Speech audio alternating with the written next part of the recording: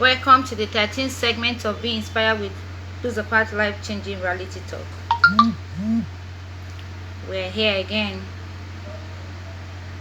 to face our past without regrets, to handle our present with confidence, and to prepare our future with courage. We said this is a platform where we embrace our truth, where we connect with our community, and where we hug our freedom. Really, that's what we do. And every time we come up here, we always try to bring up a topic, something that we need to deal with that affect our very existence. Today we'll be talking on the topic upholding the ethics of life. Yes, and in upholding the ethics of life, there are so many things that we need to drop, so many nonsense that we need to give up, so many nonsense that we need to put an end to. And talking about nonsense, what exactly is the nonsense that I mean? Nonsense is a word, that has been described as an idea, behavior, something spoken, written, anything that is silly, foolish, absurd, unacceptable, fatuous, and makes no sense. So anything like this is a nonsense. Therefore, anything that is not in line with the will of God for your life, for your family, for your friends, for your ministry, and for your destiny, anything that is not in line with it is a nonsense. So we must learn to cross-check the things we do in life, the way we live our life. We've been accepting a lot of things that are not right, and we have made it a norm, and the very ethics of life, we're leaving them behind. So we need to cross-check right now how we live our lives, and in doing that, we need to accept the fact that we have now made people who are living right our enemies. Yes, what do I mean by that? If you walk into an office and you want something, because we are always in a hurry, we want somebody that will just do it for us. But then you need to follow due process. And when you find somebody in that office that insists that you follow due process, you call the person a wicked person. When you beg people to lie on your behalf and they say no, we term them wicked. We call them demon. When you get into a place and you need to give bribe to a person and the person said no, this is the punishment for your crime, we call the person demon. Because we have so accepted the fact that the ethics are not working for us again. We must just have to, we're living, and it's spoiling our generation.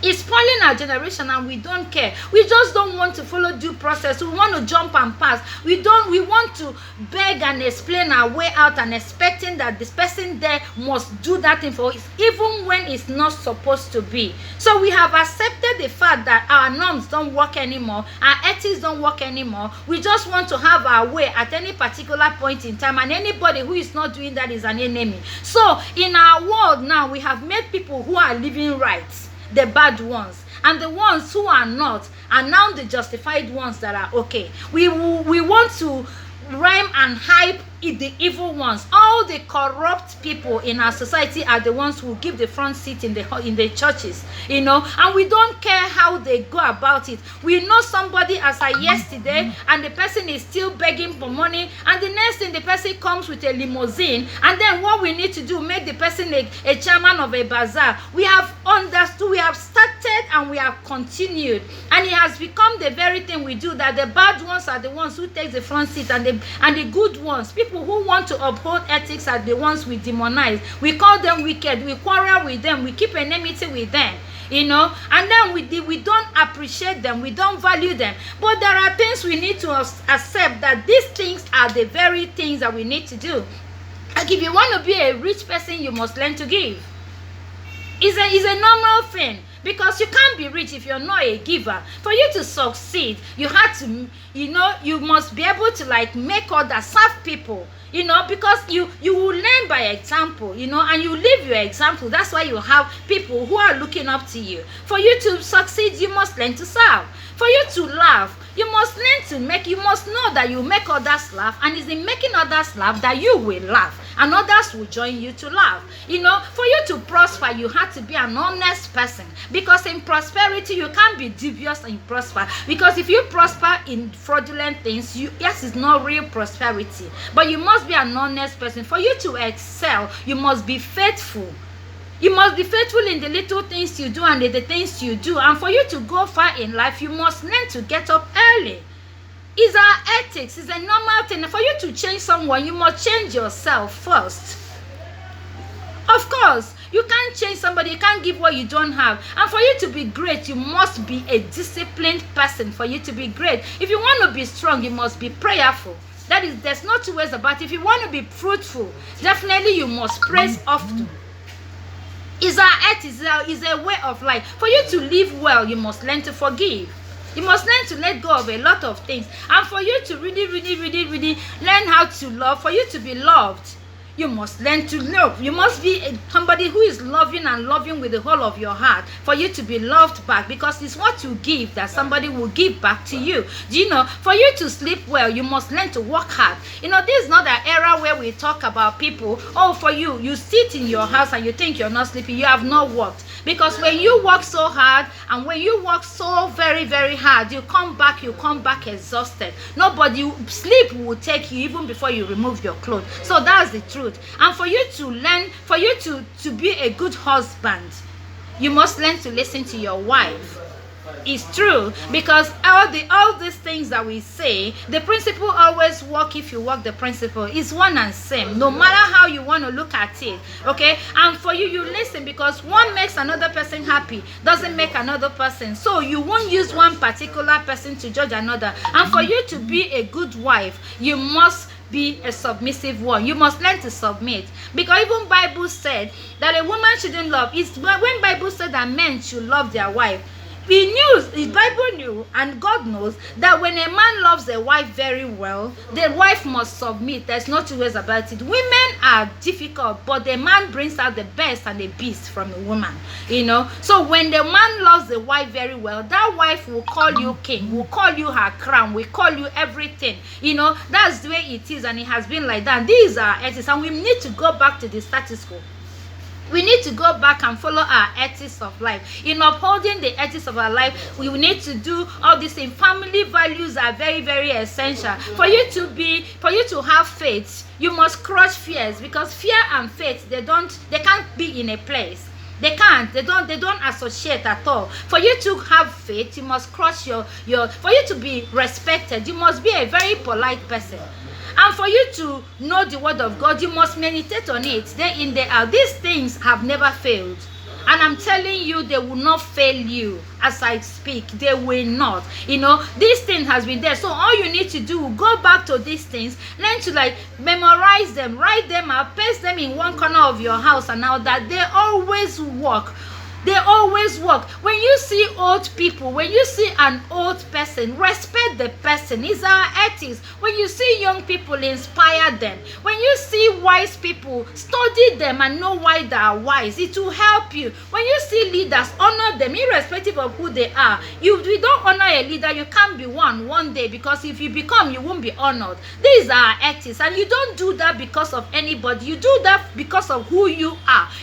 When you see weak people, strengthen them. When you see kind people, love them. When you see hardworking people, encourage them so that they can pass that thing down to others. When you see godly people, bless them.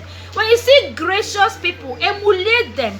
Emulate them, because honestly, that's why we have role models, people who do things that we want to be like, and then we need to emulate them. When you see vicious people, reward them. When you misplace something and somebody brings it back to you, don't just say, yeah, thank you, is good, but reward them. Make the person to know that this thing I've done today, I will continue to do it always. When you see confused people, esteem them. Esteem them. When you see needy elderly people, help them out. Help them out. When you see disadvantaged youth, educate them. There are times we are saddled with both house help, drivers, and people who we know that their mentality is not up to us, and we still judge them like we are. No, you need to understand who they are and their capability, and then know that you need to educate them. Tell them the things that are not right, that are doing, and the things that are right. Okay? When you meet orphans, show compassion. You need to be compassionate about. You need to really be, because you don't have to use, because the regime of people who have been stagnant and let it rub off on you. That people do this thing and say that that's the way of life. It's not the way of life at all. It is easy to preach sanity, but very, very difficult to practice it except your discipline. Except you're very disciplined. All these things that we have left before, we need to bring them back.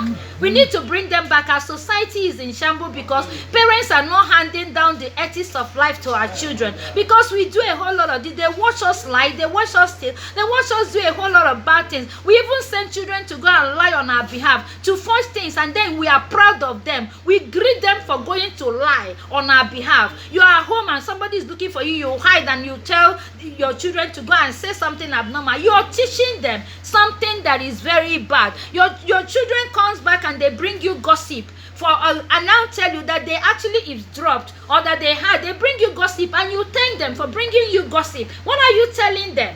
What are you teaching them? We have lost these things, honestly. We encourage a whole lot of things, but it's time we go back and start upholding the ethics of our life. There are things that are a no for us. Whether you're a parent, whether you are there, whether you are an oga, whether you're a boy, whether you're serving a master, whether you are anything, there are things that are no. And if we learn to live our lives well, then we will see that most time people who look up to us are not using our words, they're using our actions. They're using our character. They're watching us. Unspoken words, unspoken actions are wrong more than what we do. That's why you see a lot of pastors who preach everything, yet their children are not anywhere near the things they do, because their actions and character at home does not speak Christ at all. So we must make sure that our lives are there, that we would live so that we can pass down these ethics. We've lost it. Our generation is crazy. Things are going so wrong, and we still have to go back to the family, because these people need us to pass it down wherever you are. If God makes you an head, he has a reason for making you a head. And so those things you have, pass it down. It must not just be on your children. You don't need to pass it down on your children alone. Everybody you meet on your way up belongs to you, because if they are good, you never can tell. It will rub off. Most of the people you attend their event today may not attend your own tomorrow, but people who will attend your own will come. In other words, this life is not the people you're looking up to that will be the ones that will bring your blessings. Most times, blessing comes for you from people you don't know. You may meet somebody today, only today, the person will bless you, and meanwhile you have 1,000,000 uncles and aunts that doesn't really care. That's the grace of God. It's not because the person really wants to. That's why the good things you do in this life, you don't need to do it because of who you are, because of who those people are. You don't need to do it because you want to impress. You don't need to do those good ethics. You can't be following one way, knowing that one way is not okay, and then when they stop you, you want the person to take bribe, and when the person says no, you say the person is wicked, but you know the right thing to do. Can we start learning? Can we start upholding the ethics of our lives? Can we start stopping the nonsense? Because we've already defined nonsense, and we know that anything that doesn't make sense is a nonsense. We don't even need to live like that. Prayer moves God only after you have moved yourself. Believe me, God will hear your prayers, but he needs to see you working. Prayer moves God, but only after you've moved yourself from where you are. So you need to be seen to be doing the right things always. These are why we're here, because we need to tell ourselves the truth. We need to face our truths. We need to face our past without regret, like I said, and then handle our present with confidence, and while we prepare our future with courage. And it's all these things that make this place very unique, because it's one hell of a platform where we need to say it the way it is, and we need to tell ourselves, no, we're not getting it right in this place. A lot of things I've been speaking, but our ethics are are going down. We're not passing it down. People who are born in other generations where parents were beating and flogging their children, where things are done, they are better off. Now we think civilization has come in and nobody wants to do the right thing anymore. We celebrate crime. And so the people who are doing crime feel very, very okay within us. We don't care. And then how do we all sit down and say society is bad this many when we are the ones encouraging them? We are the ones encouraging them. We want them to be fast. Even you see some mothers sit and be abusing their daughters. You are abusing your married daughter and you're using other families and other people to give her example. Look at the daughter of this person. She's married. What are you doing? Hopeless. Stay there. Other people are going out and bringing men. You're sitting down here. When I hear this kind of a thing, I show that seriously. You know, things parents do to their children. They will tell their son, what are you doing? Look at Okeke's son. He has done this. Look at Abolabi's son. And then that boy will be so desperate to make it that he can do anything. And then you start crying. Can do anything.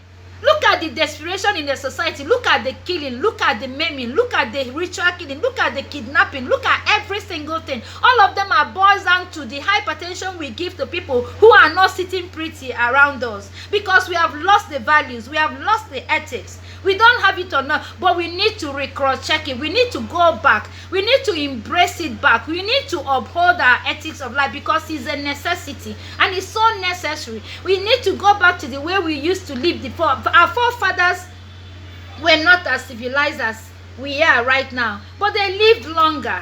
They had more peace. They were okay. We that are on the highway, on the fast lane, we want to do everything. We're doing everything on the highway. We want everything to be done sharp for us. We want to get the money today.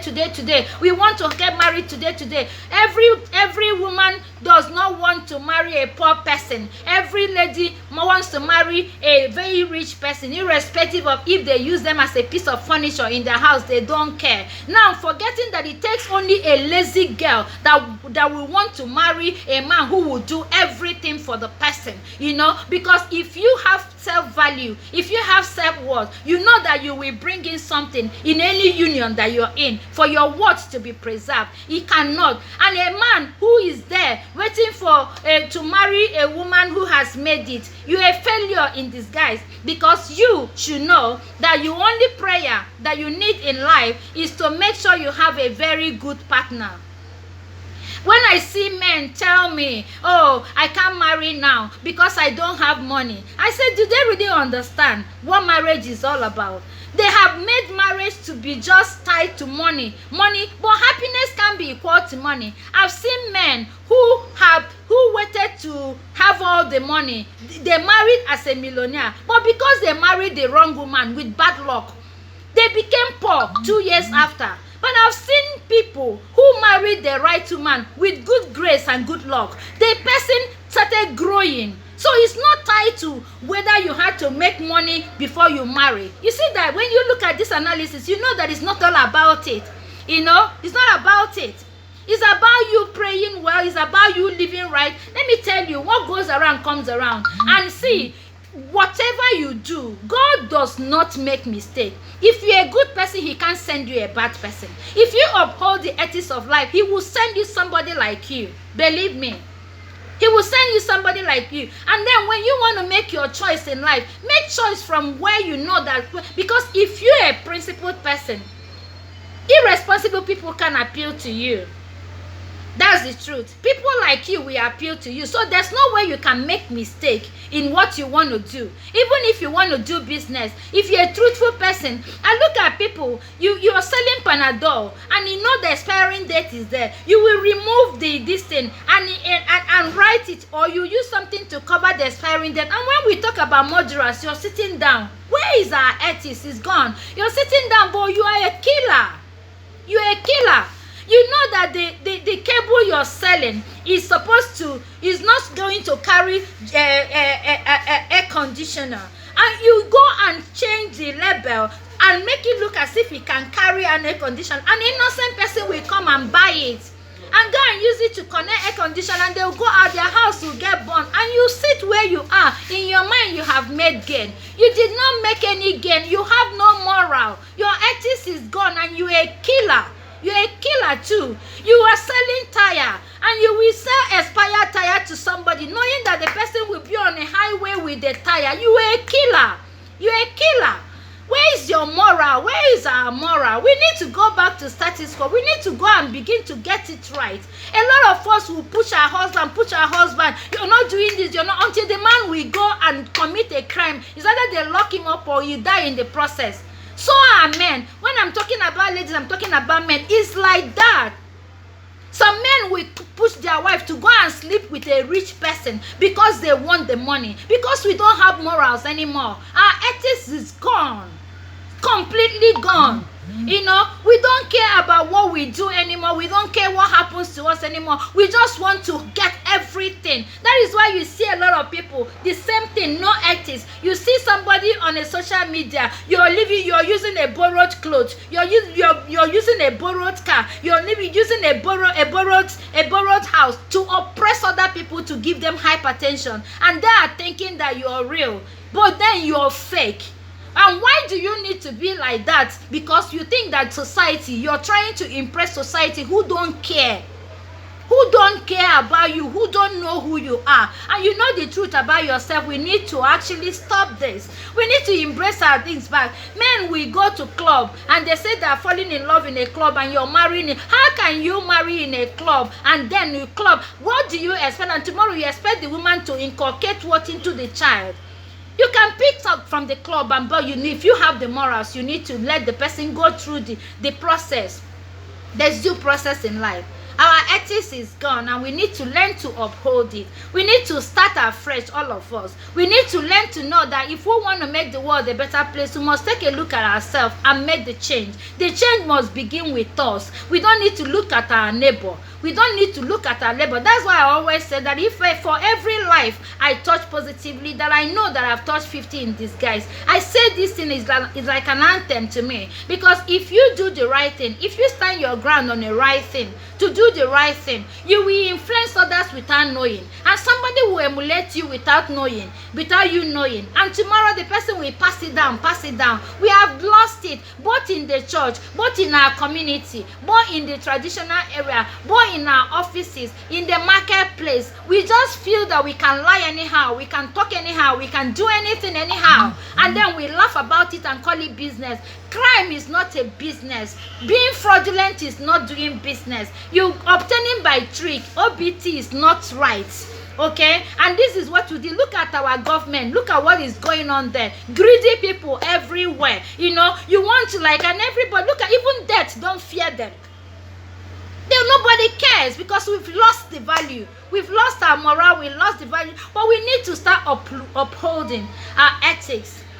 People, you go in there, how can you be representing people and you will go and be commissioning borehole? Borehole is something as a rich person you can do effortlessly. It's not supposed to come with government money. Building hospital, building schools can come with government money. But boreholes and gutter, little bridges, they are supposed to be something everybody that has what it takes, you know, can do for the community. You can do that effortlessly. No, it's easier for us to stay come to a wedding or come to an event where they need to call our name, hype us, and we will spray whatever we want to spray. But the widow beside us, the orphan beside us, they are hungry and you don't care. Because all we want is where people can give us pass mark and judge our life and say that we are this. Meanwhile, we are absolute nothing. Because the things we do are just for the world and not for us. We are not sincere about anything. Let's not forget that we said that the nonsense is still, and I will still describe it as an idea, as a behavior, as something spoken, written, anything that is silly, foolish, absurd, unacceptable, fatuous, and something that doesn't make sense. And then when we do things that doesn't make sense, we should know that we're doing nonsense. We don't need a soothsayer to tell us. We don't even need a judge or a lawyer beside us to tell us to know when we're doing nonsense. When we are operating without ethics and with no moral, we are we are not doing the right thing. We are not doing the right thing, and we need to go back and get it right. In our community, what example are we showing? As a leader, what example are you showing? Where are your ethics? And we need to know that in order to hold the mantle of leadership, you must have a prim and proper ethics. You must be disciplined. We're not going to beg you to do that, and we had to be gracious about the things we do. We had to be lenient. We had to know that honestly, you cannot be fit if you don't exercise. So why do we want to do things that are not right and then expect people to justify it for us? And we now demonize the right people. We call the right people the wicked ones, and we that just want to be the way we want to be, we are now the good ones. We are laying a lot of bad example for the society from head to toe, and we need to put an end to it. Corruption has eaten deep, but corruption is just a word. It is just like coming into an office. An office is an empty space. It's a wall. It takes somebody that is wicked to be in an office for you to say, oh, don't go to that office, they are wicked. And when somebody that is in love, somebody that is humane, somebody that is compassionate, somebody that is okay, come to that place. Oh, Jesus. Comes to that place, the person will still be very okay. All these people that are calling, but now we had to deal with it, okay? We just had to, that's just the way it is. People do things and they don't care. People do things and they don't mind. People do things and they don't, but we need to start knowing that whatever we do, that posterity will judge us. Whatever we do, that posterity will judge us. Whatever we do, that the children are watching. Whatever we do, that the community are watching. Look at people that died. South Sultan is late. May his soul rest in peace. But look at the testimony everywhere. He's been one of the humblest guys that I can tell you about. You know, his life touched every single person, but he wasn't making an effort because it's just his life. Everybody is talking the same thing. So can you live your life and follow that the ethics, if you understand it, and uphold the ethics of your life, that with or without you, whether you're there or not, people can speak about your life. And then let's know that we had to put our mind and our soul in all this little, all these smallest acts that we're talking about, because it's the secret of successful everything. It's not just successful business. It's not successful marriage. It's not a successful life in totality. That is just what it is. You have to make up your mind, make up your mind never to give up, never to give in, and never to throw in the towel. Let's learn to live and forget about these what will people say syndrome. It has caused a lot of trouble for us.